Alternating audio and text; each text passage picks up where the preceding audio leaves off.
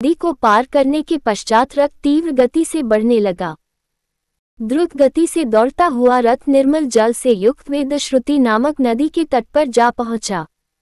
वेदश्रुति नदी को पार कर रथ दक्षिण दिशा की ओर बढ़ता गया। वे उस स्थान में पहुंच गए जहां समुद्रगामिनी गोमती नदी प्रवाहित हो रही थी। सरिता के दोनों तटों पर सहस्त्रों गौओं के झुंड हरी हरी घास चर रही थी। गोमती नदी को लांघ कर रथ ने मोरों और हंसों के कलरवों से व्याप्त स्यंदिका नामक नदी को भी पार किया। यह क्षेत्र धन धान्य से संपन्न और अनेक जनपदों से घिरा हुआ था। राम ने सीता को बताया कि पूर्व काल में इस क्षेत्र को राजा मनु ने इक्ष्वाकु को दिया था। शीघ्रगामी अश्वों ने रथ को विशाल और रमणीय कोसल देश की सीमा तक पहुंचा दिया। सीमा के पार होते ही राम रथ से नीचे उतरे और अयोध्या की ओर मुख कर श्रद्धापूर्ण वचनों में कहने लगे, सूर्यकुल के सत्यवादी नरेशों द्वारा स्नेहपूर्वक परिपालित है अयोध्या नगरी। विवश होकर आज मुझे तुझसे दीर्घ काल के लिए विलग होना पड़ रहा है। हे जन्मभूमि, मेरी दृष्टि में तुम सदैव स्वर्ग से भी अधिक श्रद्धेय और पूजनीय रही हो। तुम्हारी सेवा मेरा गौरव है, किंतु परिस्थितिवश मुझे आज तुम्हारी सेवा से विमुख होना पड़ रहा है।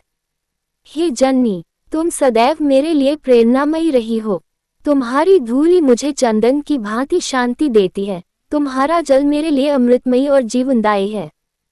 तुमसे विदा लेते हुए मेरा हृदय विदीर्ण हुआ जा रहा है। पिताजी की आज्ञा का पालन करके 14 वर्ष पश्चात मैं पुनः तुम्हारा दर्शन तथा तुम्हारी सेवा का सौभाग्य प्राप्त करूंगा। तब तक के लिए हे माता, मुझे विदा दो। हे माता, तुम्हें शत शत प्रणाम, कोटि कोटि प्रणाम।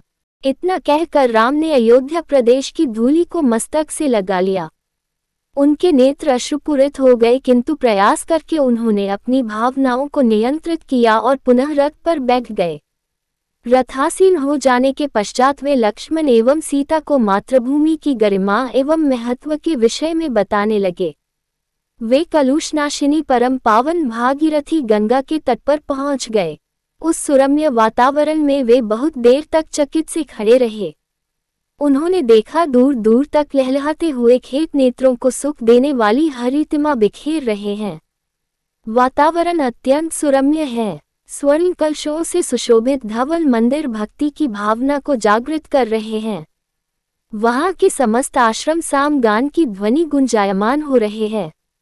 वायुमंडल हवन कुंडों से निकलने वाले धुएं से सुगंधित हो रहा है।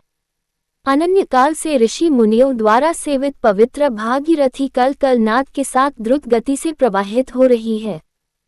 गंगा के जल में हंस, कारंडव आदि पक्षी विहार करते हुए मधुर स्वर में गा रहे हैं, मानो वे गंगा की स्तुति कर रहे हों।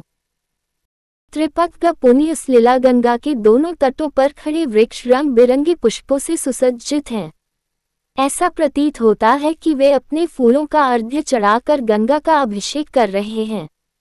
वे इस मनोमुग्धकारी छवि निहारने में लीन हो गए। कुछ काल के पश्चात राम सुमंत से बोले, मंत्रवर, आज हम यहीं विश्राम करेंगे। हंगुदी के उस विशाल वृक्ष पर कितने सुंदर तथा आकर्षक फल लगे हुए हैं।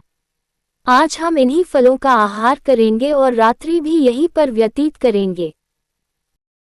रामचंद्र का आदेश पाते ही सुमंत ने रथ को हंगुदी के वृक्ष के नीचे खड़ा कर दिया और अश्वों को निकट ही हरी हरी घास चरने के लिए छोड़ दिया।